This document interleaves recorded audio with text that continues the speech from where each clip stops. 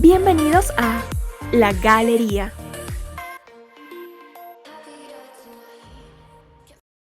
Bienvenidas, bienvenidos. Hoy es jueves, abrimos la galería con un tema súper importante y como podrán ver ya tengo a mis dos invitadas, ellas son comunicadoras sociales.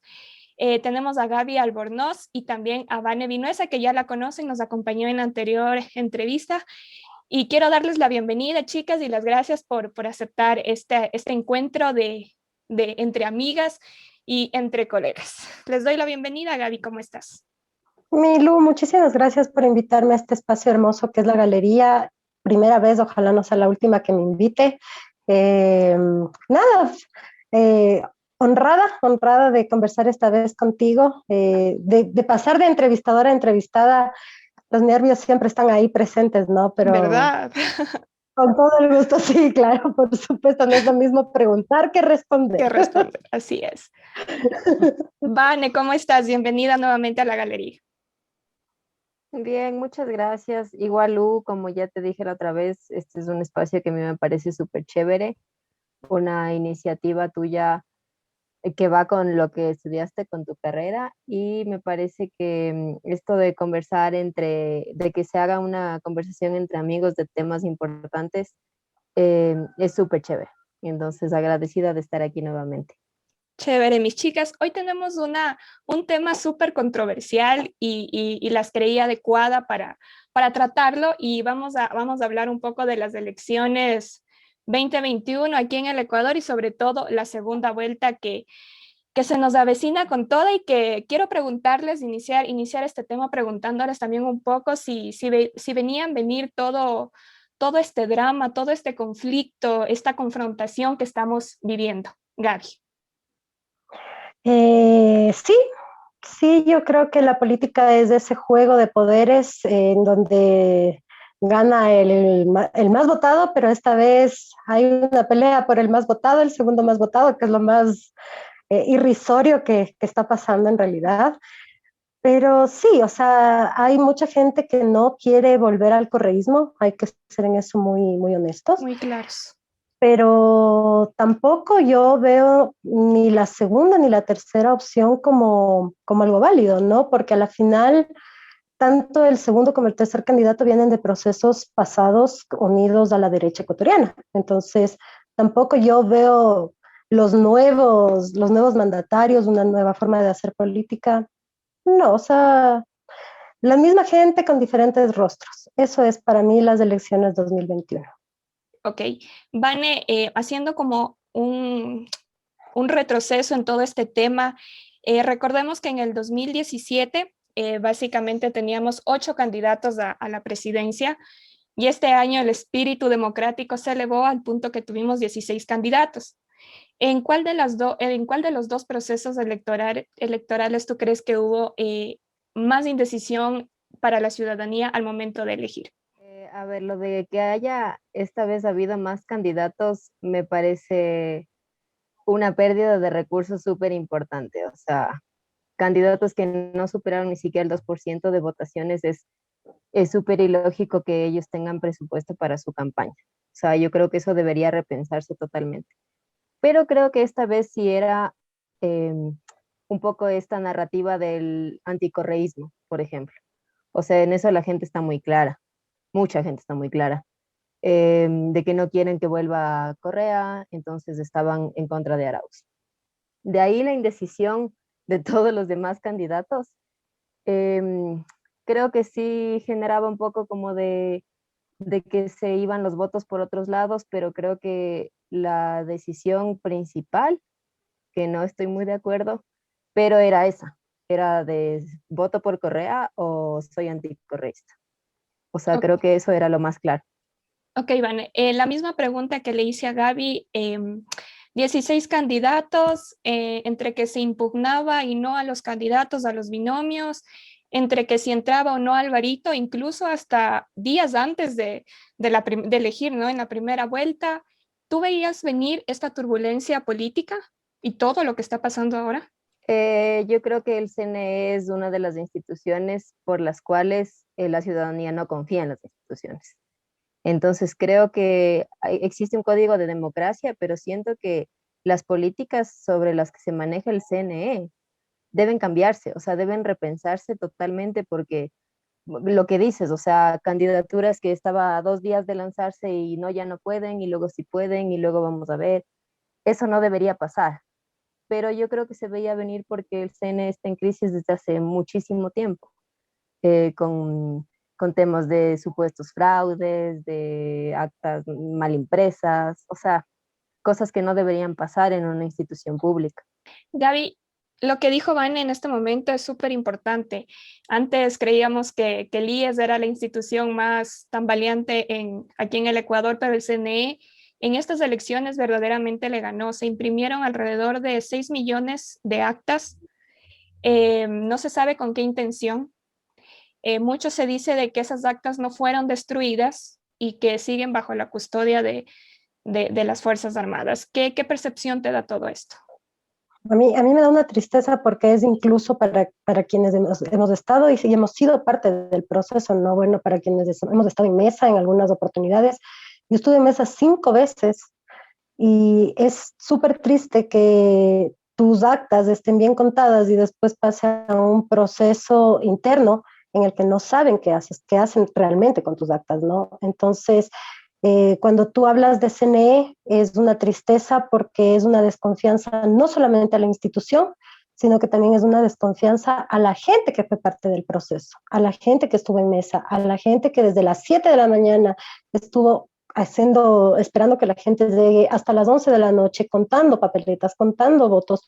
Entonces ya no se habla solamente de la desconfianza al CNI, se desconfía de la gente. Uno dice, chuta, estos manes también están haciendo fraude interno en las mesas, y no es así, ¿no? O sea, hay que entender también que a nosotros, sí, lamentablemente vamos a mesa por obligación, porque la mayoría hemos ido por ser estudiantes universitarios y ha sido por pasar una nota, por pasar una materia, porque se supone que te pagan y te pagan meses después, pero en realidad por el proceso democrático tampoco es tan real.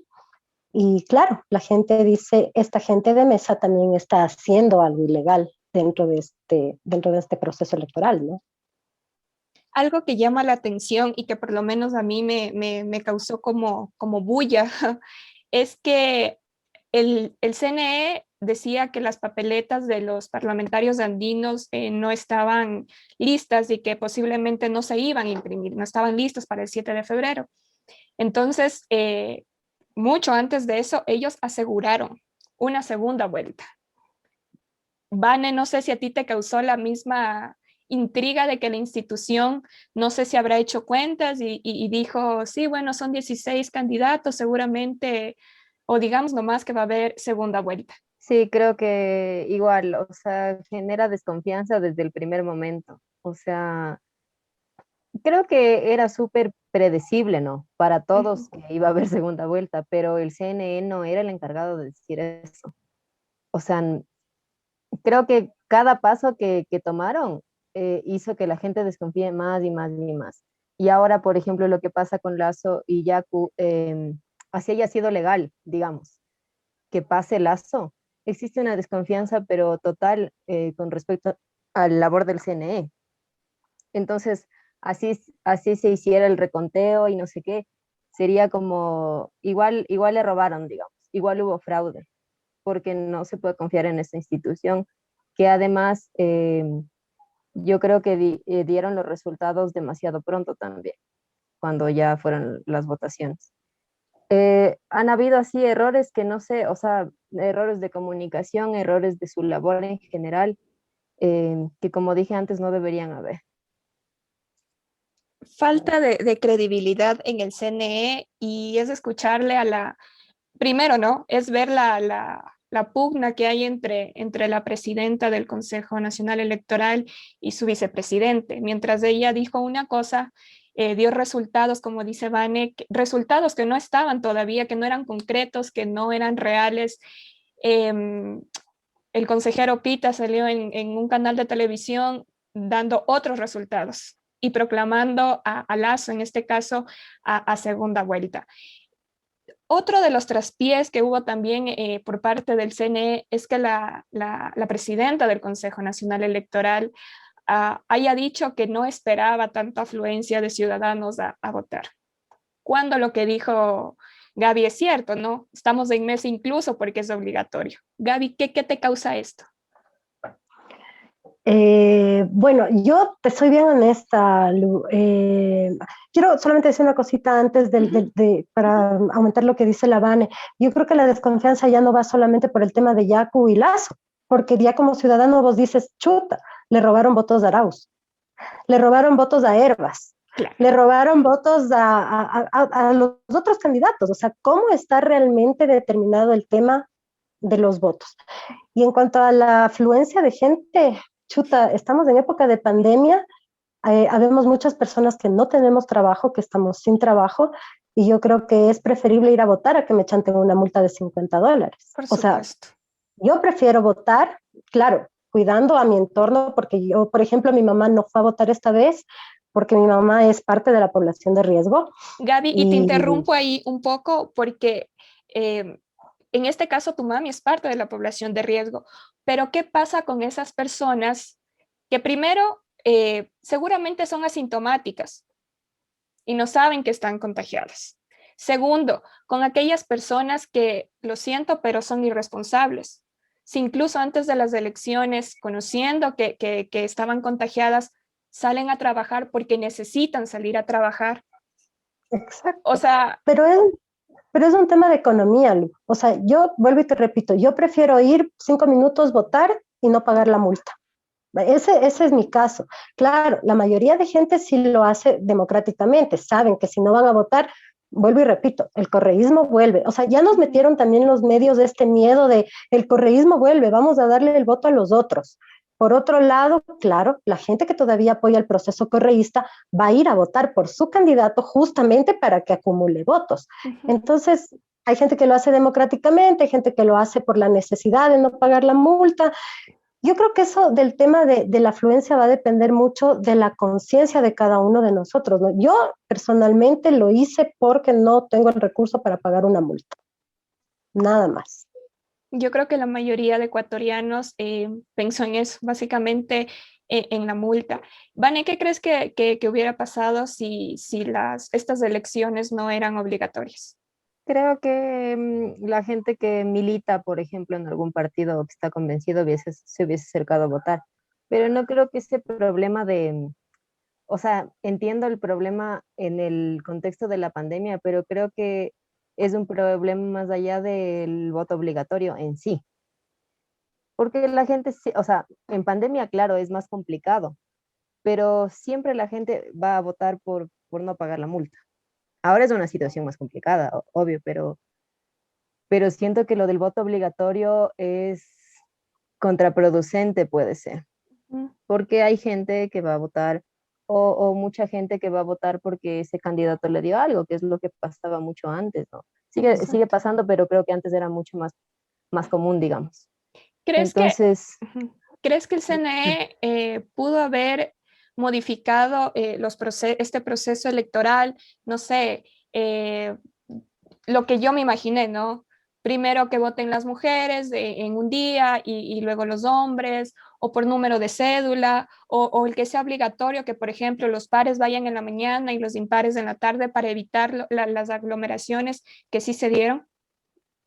sí, pero es bastante complicado porque hay realidades muy diversas. O sea, yo también Ujú. pensé esto de que mejor obliguen, no, a que vayan los pares de la mañana, pero tienes tu familia y tienes que salir juntos, todos juntos, y no, yo no salgo en la mañana porque tengo que ir en la tarde. Y es súper complicado. O sea, yo creo que el proceso electoral, este proceso electoral fue complicado y claro, o sea, intentaron, yo creo que esto de hacer la fila, el distanciamiento y todo, pero sí fue poner mucho en riesgo a toda la gente que fue a votar y a la gente que estaba en mesa además también.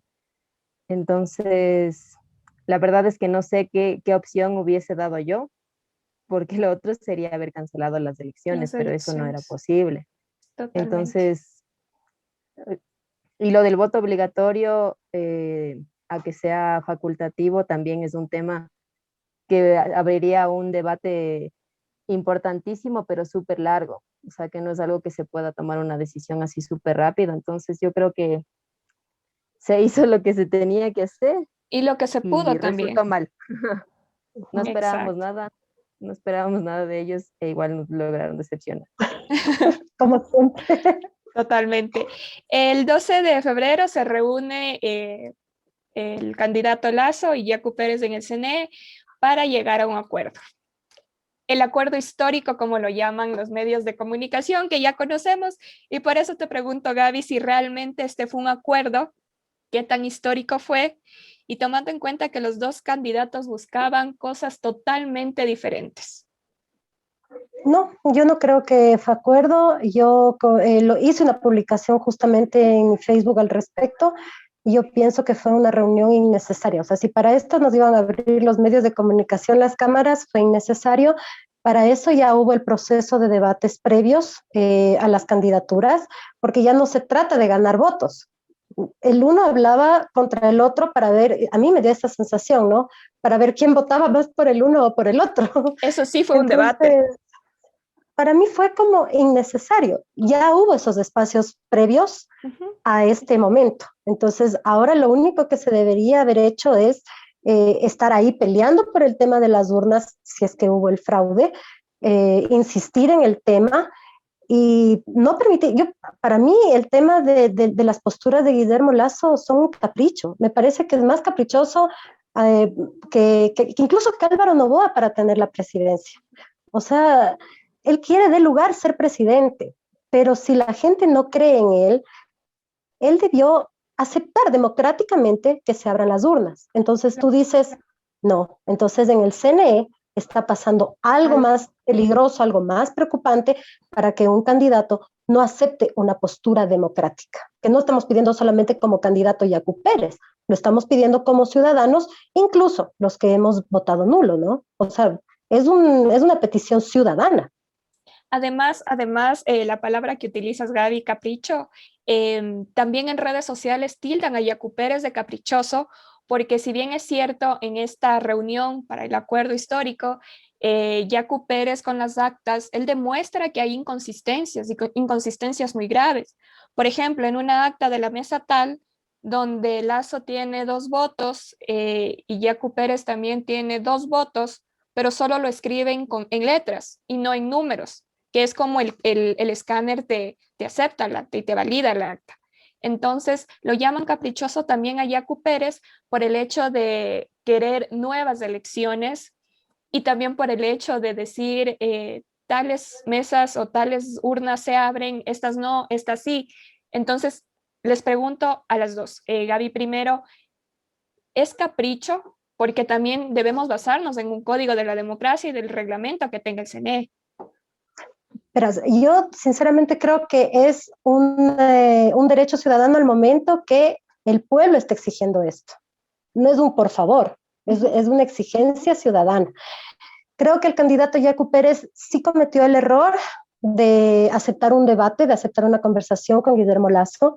Creo que si es que a mí me están haciendo fraude, yo no converso con otro candidato, yo directamente con mis bases, con mi partido, hablo con el CNE, meto una carta y digo, ve, me están haciendo fraude, quiero apertura de urnas. Pero ¿para qué conversar con otro candidato? Entonces, si es que es así, no hablemos solamente con Guillermo Lasso, hablemos también con Andrés Arauz, hablemos con Andrade, hablemos con Peña, hablemos con Velasco, o sea, que todos los candidatos vayan y observen si el proceso realmente ha sido democrático y legal. ¿Por qué solamente con Guillermo Lasso? Entonces sí, me parece que desde la ciudadanía, como ya dudamos, como no creemos en el proceso electoral, es una obligación que se abran las urnas, pero creo que Yacu también se está prestando para este juego de política de quién es el mejor postor, el mejor ganador, el más opcionado, y eso ya para mí ya no es política, es parte de la farandulería ecuatoriana. Vane, en tu caso, ¿qué piensas? ¿Es capricho o derecho o petición ciudadana, como nos cuenta Gaby? O sea, yo creo que lo de reunirse fue como ir con, hacer hacer hechos su discurso de el gobierno del diálogo, que yo soy pacífico, porque claro, él lo que intentó durante su campaña fue desligarse un poco de la imagen de Isa y se me fue el apellido, Vargas.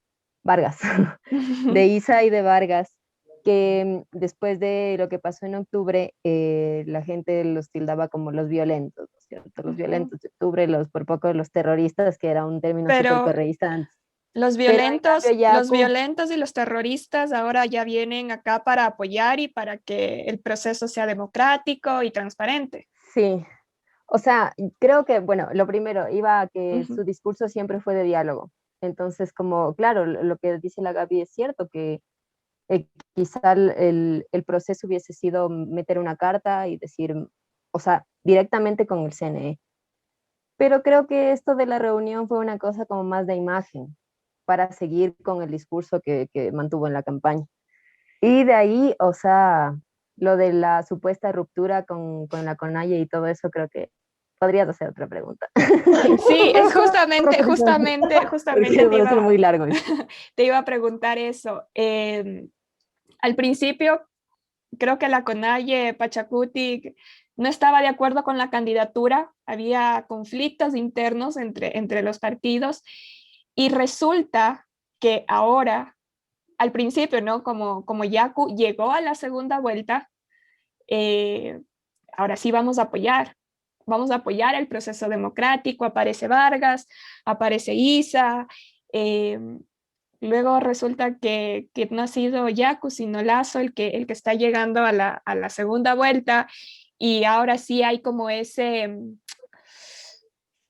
el yo te apoyo. O sea, no quería que seas mi candidato, pero igual yo te apoyo. Cuando se hizo notar que al principio no había como esa relación entre partidos políticos que apoyaban a Yaku. ¿Qué percepción les da esto, Gaby? A ver, bueno, yo he escuchado las últimas declaraciones de Jaime Vargas, no, de Leonidas Diza, y él sí claramente dijo que ellos no van a permitir fraude, ¿no? O sea, y que ellos tampoco van a permitir ningún tipo de negociación con Guillermo Lazo. Entonces, creo que claramente la postura de Leonidas Diza es más que clara. A lo mejor algo pasó por ahí para que Leonidas Diza haya osado decir eso, ¿no? Pero lo que yo creo honestamente es, a ver, yo creo que si es que Jacob pasaba realmente a la segunda vuelta, hubiese sido más peleado el proceso. No creo en realidad que hubiese ganado. Yo te soy muy honesta porque yo siento que por números ya la media está definida. O sea, yo creo que ya está determinado el ganador. O sea, yo más bien creo que estos procesos de segunda vuelta son innecesarios. Yo creo que esto es como la vida, como el fútbol. Perdón que yo lo diga así tan vulgarmente, pero mete gol, gánalo. O sea, Andrés Arauz tiene 32% de aceptación. Si ya estaba en la segunda, tenía 19 algo al principio, después le bajaron décimas, le subieron a Lazo por décimas. Ya, pero ¿quién está en primer lugar?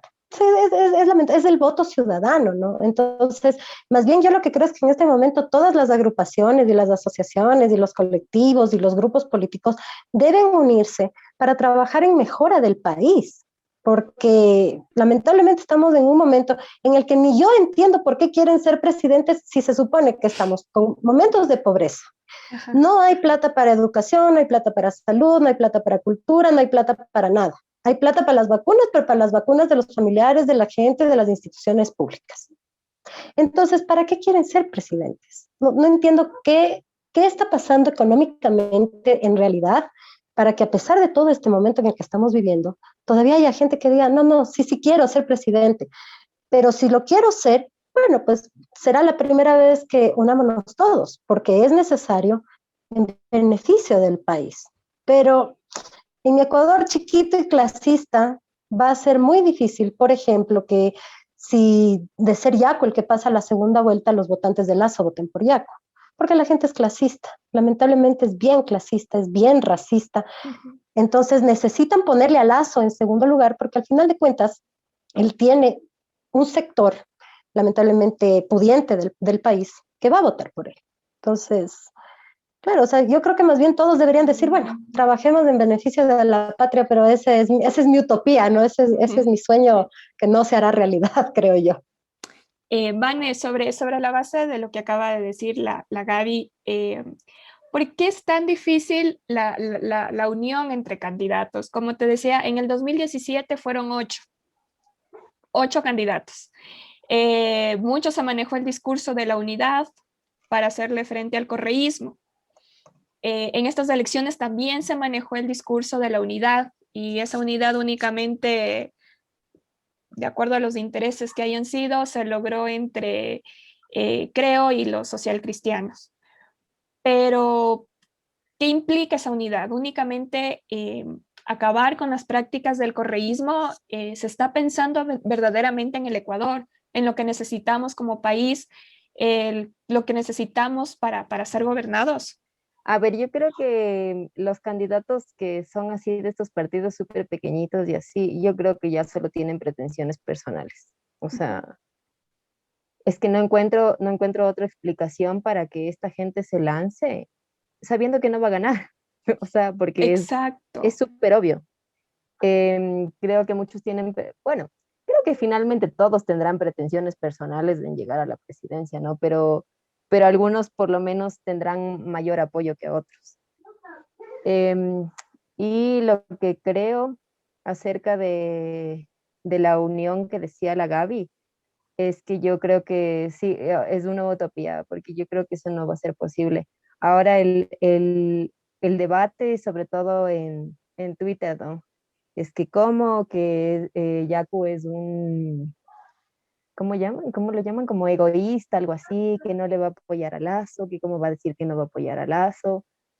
Pero a mí eso también me parecía, más bien hubiese sido súper contraproducente para él, siendo él quien representa a los movimientos que han sido discriminados, marginados de todas las maneras posibles, sobre todo desde la derecha.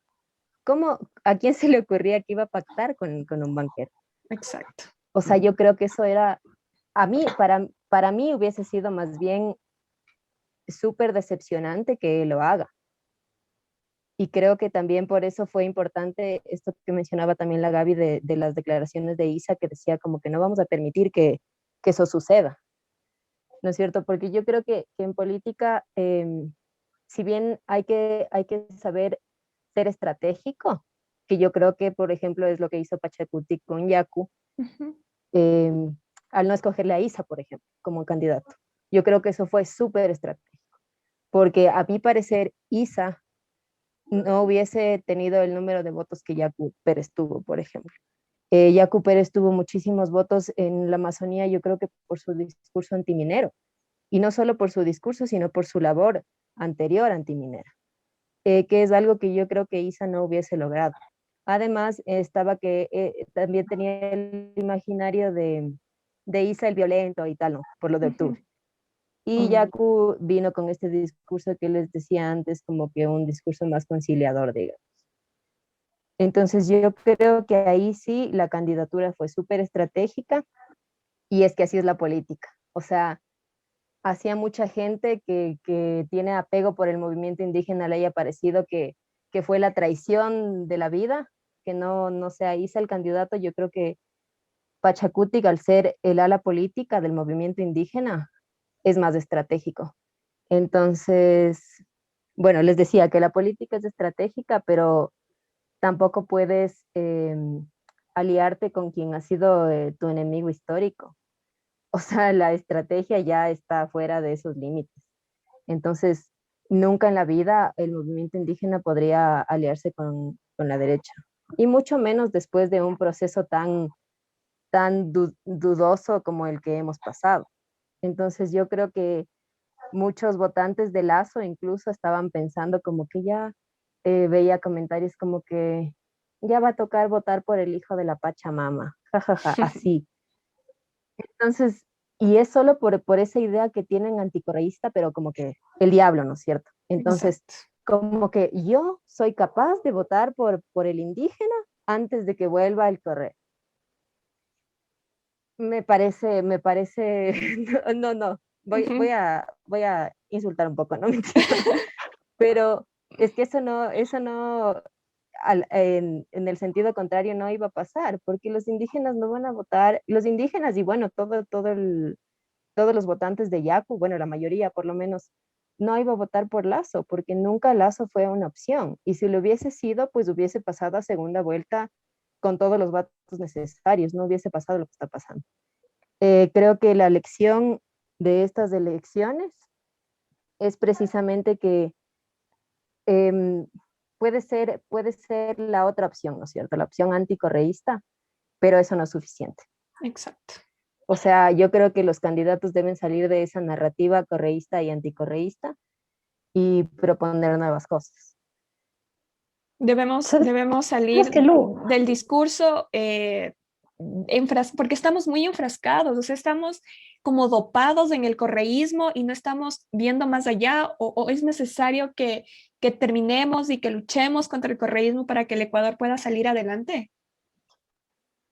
Pero yo es que no sé, porque yo en cambio siento, a ver, yo creo que cada persona tiene otras lecturas de estos procesos políticos, ¿no? Yo respeto mucho lo que dice la Vane, sin embargo, yo creo, por ejemplo, que la CONAIE se equivocó. O sea, yo sí soy de esas personas que cree que Isa hubiera conseguido más votos que Yaco y que hubiera sido más peleado incluso el primer lugar y que incluso hubiese ganado. Yo creo que él hubiese ganado. Sí, tal vez Yaco tiene el discurso minero, pero históricamente fue abogado de mineras. O sea, los que le conocemos, vamos conociendo las historias de los políticos, sabemos que bueno, él puede tener un discurso feminista, pero no todas las feministas votan por Yaco. Ujú. Hay feministas que anulamos voto, hay feministas que votan por el correísmo, hay feministas correístas. O sea, vamos también por ese lado. Yo creo que se equivocaron. Yo creo que Leonidas Issa sí fue un referente con lo que pasó en octubre de 2019. Y yo creo que él sí es un personaje que directamente nos ha explicado durante todo este proceso que Lazo indirectamente fue parte de ese octubre de 2019. Entonces, yo sí creo que Leonidas Issa hubiera conseguido mucho más votos por su imagen, por todo lo que tuvieron que vivir en octubre, por la persecución de la que han sido víctimas como terroristas, delincuentes, los que llaman al caos. Eh, mi país apoya al héroe. Yo soy bien honesta, mi país apoya al que nos va a sacar de. Entonces, ahora, vuelvo al tema del clasismo. No creo que toda la ciudadanía va a votar por Leonidas Issa o por Yacu Pérez o por cualquier otro dirigente indígena. Ahí sí que tendríamos que hablar en otra oportunidad del tema del clasismo en el Ecuador, porque hay que ser también honestos, ¿no? O sea, yo prefiero, bueno, como el ecuatoriano promedio, yo no, pero el ecuatoriano promedio prefiere al hombre de corbata y chaqueta que al hombre de poncho.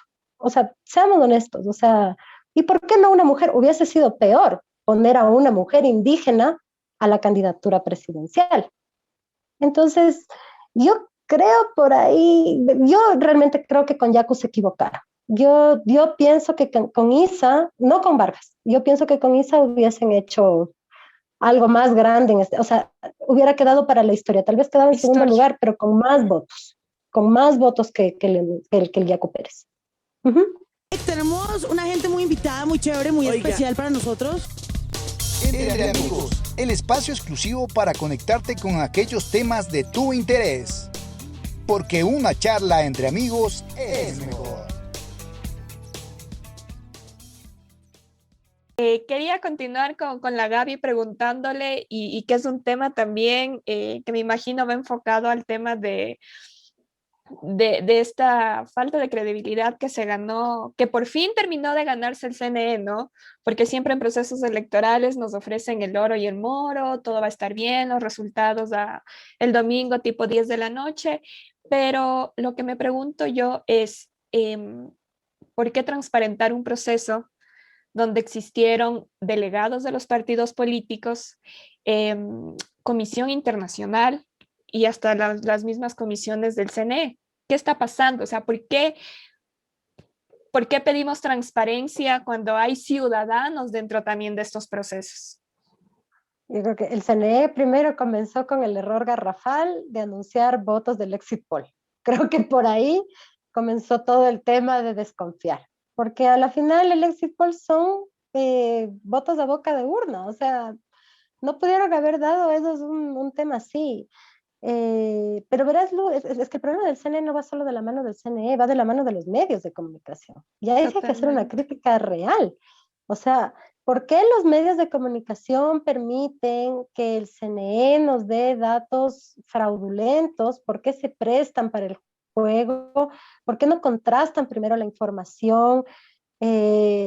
O sea, yo no sé realmente, la gente dice, no, es que el CNE es de Lazo. Otros dicen es que el CNE es de Correa. Yo no entiendo cómo el CNE es de Correa si a Correa no le dejaron candidatizarse a nada. Exacto. Comienzo por ahí. Entonces vos dices, chuta, a ver, si es de Correa, o sea, el mismo Correa dice, bueno, ya no me dejen candidatizarme, ya, no entiendo. Le hicieron todo un lío a UNES para candidatizarse, entonces por ahí no va la cosa. ¿A quién le convenía, mi opinión personal, a quién le convenía realmente que esto salga a ser una bomba? Yo sí creo que la CISMA. O sea, vuelvo y repito, yo creo que el candidato Lazo pensó a del lugar que el pueblo le iba a dar esta vez el voto, y si no le iba a dar el voto el pueblo, el CNE le iba a declarar presidente como sea. O sea, eh, el problema ya no es solamente que no se cree en el CNE, no se cree en ninguna institución del Estado. Ese es el Exacto. problema. Ya no se cree en la institucionalidad del Estado. Sirven para robar, pero no para trabajar. Eh, Hablábamos de la institucionalidad, ¿no? Y de este tema Uh -huh. de la credibilidad y basándonos específicamente en la fiscalía, cuando se Ah, trata de ujú, temas de corrupción ujú. vinculadas al anterior gobierno, la fiscal actúa de manera inmediata, súper eficaz, pero cuando se le pregunta qué pasa con INA Papers, qué pasa con el tema de Cintia Viteri cuando cerró el aeropuerto, qué pasa con los temas de los hospitales, del reparto de los hospitales, no hay respuestas. Mi pregunta es, ¿crees que antes de la segunda vuelta, de que se declare si Yacu o Lazo pasan a la segunda vuelta, se logre vincular a Arauz con el tema de la asignación de los $80,000 del ELN? Creo que harán todo lo posible. O sea, eso sí se sabe y es súper evidente que la fiscalía, y yo creo que no solo en este gobierno, sino en todos, también tiene una crisis de institucionalidad, como todas las instituciones jurídicas también, Ujú. que siempre son muy teniosos y siempre están con el gobierno de turno. Entonces, no hay una independencia de funciones ni nada. Entonces, por eso es que yo creo que, como desde la ruptura mismo que tuvo Moreno con Correa, cuando entró a su gobierno, todo esto de la culpa es de Correa por absolutamente todo. Y creo que la fiscalía empezó a trabajar en ese sentido, en inculpar y en ser bastante ágil en los casos de corrupción del anterior gobierno. Mientras que ahora, lo que yo creo que es que antes, en el gobierno de Correa, yo creo que la corrupción era un poco más tapiñada. Como que ya al final empezaron a hacerse boom de los casos de corrupción, ¿no? Pero en el gobierno de Moreno es súper evidente. O sea, todo el mundo se da cuenta de lo que pasa. Y entonces, yo creo que es súper indignante todo el gobierno de Moreno, en general, pero que la fiscalía no, por lo menos no dé un comunicado, alguna cosa como que ya se está investigando, por último. Solo no les interesa y yo creo que al gobierno de Moreno en general eh, no le interesa comunicar nada, mucho menos ahora que ya se acaba su periodo, ¿no? Siento que hay muchísimos errores de comunicación, o sea, prefieren el silencio ahora, ¿no? Porque antes sí salían con sus estupideces en sus discursos. Ahora solo absoluto silencio hacia las demandas de la gente y también la fiscalía no hace nada con respecto a lo que pasa en este gobierno. Pero creo que, como dije, eso es algo que siempre ha pasado. Gaby, lo que menciona Lavane es importante, o sea, Ahora el gobierno prefiere el silencio y quiero preguntarte tu posición porque desde mi punto de vista veo un gobierno, más bien veo una ciudadanía que ya no hace caso a las cortinas de humo, como este tema de Yacu y Lazo y su pacto y su acuerdo histórico, sino más bien que hubo mucha presión de la ciudadanía, sí, obviamente en redes sociales, porque en medios de comunicación creo que eso son muy poco, el tema de y las vacunas, mientras Lazo y Yacu se pelean su puestito a la segunda vuelta, ¿qué pasa con las vacunas? ¿Qué pasa con el tema del Por, ministro? Porque vemos también un gobierno que defiende a sus ministros a capa y espada y vemos las cosas que hace. O sea, cosas que en otros países, bueno, como vemos en Perú, no se perdona. O sea, hiciste tal cosa y chao. En primera plana, ¿no? De algunos periódicos primero y gracias. Pero aquí en Ecuador sí veo que la ciudadanía como que tuvo una respuesta mucho mejor al tema de, sí, se están peleando lo de las elecciones, pero yo quiero saber qué está pasando con la pandemia, o sea, las vacunas, ¿cuándo van a llegar? Usted dijo esto, hay personas que ya pasaron unos 21 días y todavía no reciben la segunda dosis. a ver, como ciudadana te digo que la prioridad es la salud. Ujú. Yo siento que la prioridad es la salud. No es justo que mientras a nosotros nos ponen un circo de 2, 4, 16 candidatos peleándose, hay un montón de muertos a nivel nacional. Yo te pongo un ejemplo que está pasando ahora y es muy ridículo. ¿Cómo puede ser posible que tengamos un presidente que diga que va a decretar un día de duelo nacional por un ex político ladrón? Perdóname, porque Gustavo Noboa fue un ladrón, a preocuparse y hacer día de luto, mes de luto nacional, año de luto nacional, por la gente que ellos mismos están dejando morir, por la misma gente que ni siquiera, a ver, vamos, no se preocupan por los feminicidios, porque en pandemia hay más de 100 mujeres asesinadas en un año a nivel nacional, porque en pandemia no son 10, 20 muertos por el COVID, porque en pandemia no son 10 personas que están en los hospitales están atestados. La vacuna, llegan 8,000 vacunas y deciden vacunar a la familia de un ministro, cuando realmente se supone que es obligación vacunar a la primera línea, bomberos, médicos, policías, militares. ¿Qué hacen vacunando a la familia de un ministro? Ahora piden que la fiscal sea vacunada. O sea, nos están viendo, perdóname la expresión, nos están viendo la cara de estúpidos, porque no, o sea, ¿y el pueblo cuándo? O sea, a nosotros sí nos van a dejar morir. Bueno, lamentablemente somos la fuerza productiva. Si nos dejan morir, el Estado no existe nomás. Entonces, al final de cuentas, yo creo que la prioridad de la ternura ha sido la prioridad interna. Qué pena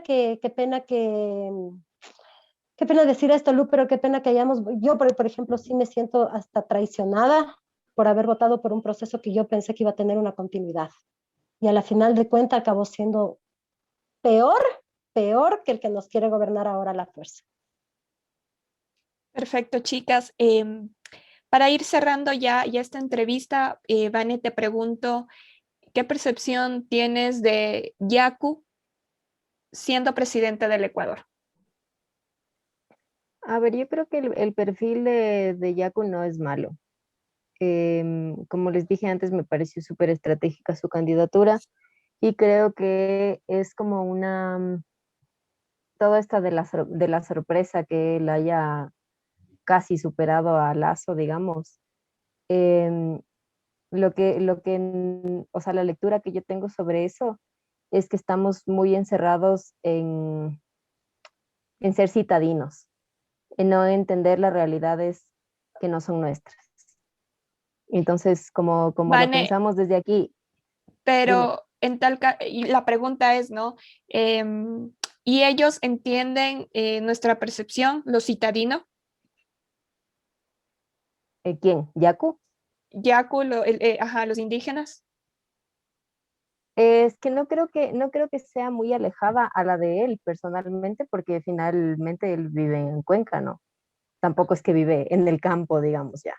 Pero a lo que Claro. iba es que em, esta sorpresa, digamos, de que él haya llegado casi a la segunda vuelta, eh, da una lección además de que no solo somos Quito, o no solo somos las ciudades importantes, Ujú, en las que la gente pensaba que Lazo era la solución, ¿no es cierto? La opción. ujú.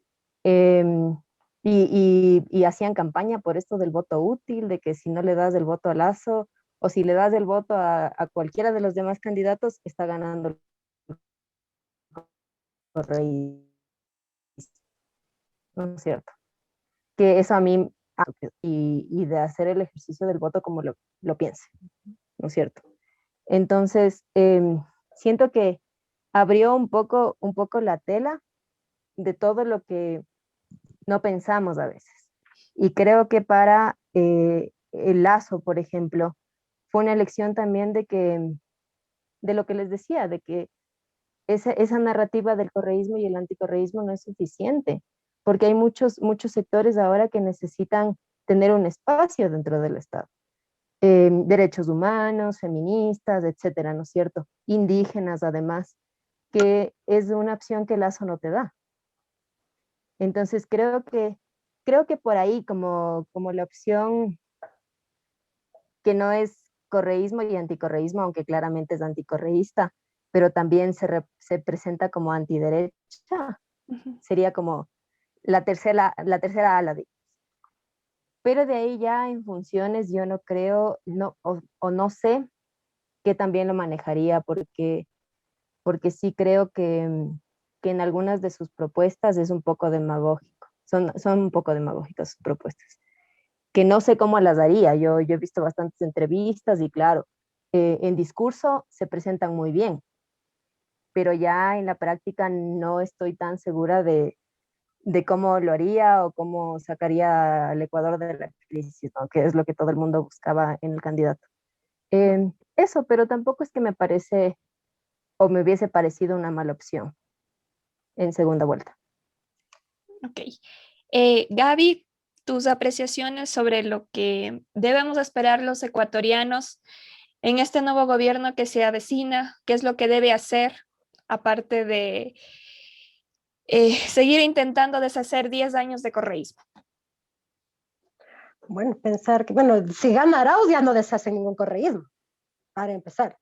Si gana Ajá, Andrés Arauz es el continuismo, y espero que ya no sea el continuismo con Moreno, sino que sea el continuismo del correísmo que quedó atrás, ¿no? O sea, exacto. creo yo. ¿Qué espero?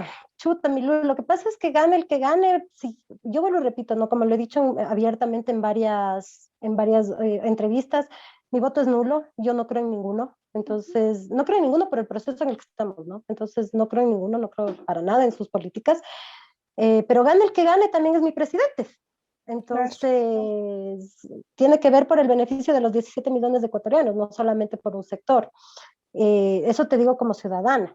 Y desde mi parte como gestora cultural, como comunicadora cultural, yo no veo que ninguno realmente esté enfocado en el tema de la cultura, que es un grupo social que ha sido bastante golpeado también en estos momentos, y ninguno le ha tomado en cuenta, ningún candidato siquiera le ha tomado en cuenta el tema de la cultura.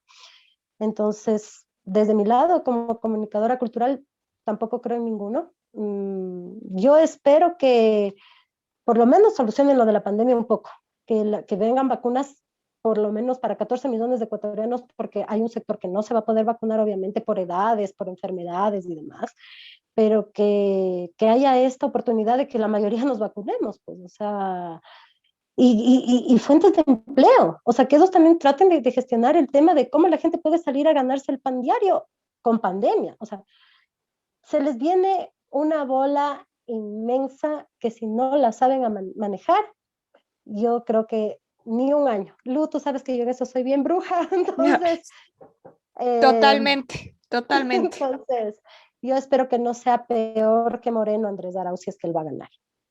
De aquí a un año voy a volver a publicar esta entrevista con estas declaraciones, Yo básicamente. espero. Y acotando un poco lo que dijo Gaby, es cierto, en muchas de las propuestas de los candidatos hay cosas que no se han tomado en cuenta, hay procesos que no se han tomado en cuenta. Y por este mismo cambio de la pandemia, ¿no? Que nos cambió la vida, nos cambió la manera de comunicarnos, la manera mismo de trabajar, y que los candidatos no han tomado en cuenta en sus propuestas, pero esto es lo que tenemos, esto es lo que hay, debemos esperar a abril. Bueno, primero debemos esperar a ver quién pasa a segunda vuelta, cómo se soluciona todo. Y veamos. Chicas, quiero agradecerles infinitamente por esta charla súper amena que hemos tenido, muy interesante. Gracias por aceptar la invitación. Gracias, Gaby. Gracias, Lu, que como te dije al inicio, que sea la primera y no la última, y usted también siempre bienvenida a mi casita radial. Les voy a dejar la información del programa de la Gaby, que es súper interesante para que lo sigan. Gracias, mi querida Vane, por siempre decir sí, Lu, de una, cuándo y dónde. Ya sabes, desde la U. Gracias a ti también, Lu. Ya sabes, siempre estoy de acuerdo con tus propuestas. Son bien decentes. Para que veas. Gracias, chicas. Cerramos hoy la galería con nuestras invitadas. Hablamos de elecciones 2021 y lo que nos espera en la segunda vuelta. Nos vemos el próximo jueves con más invitados y nos vemos. No se olviden de seguir @lagaleria.on. También me siguen en YouTube como Lucía Maldonado Tenorio. Gracias, chicas. Nos vemos la próxima. Es hora de cerrar la galería.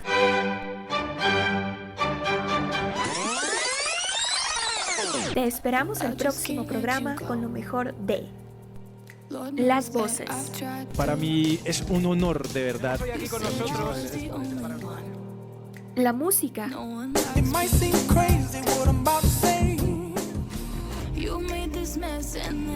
Esto fue La Galería.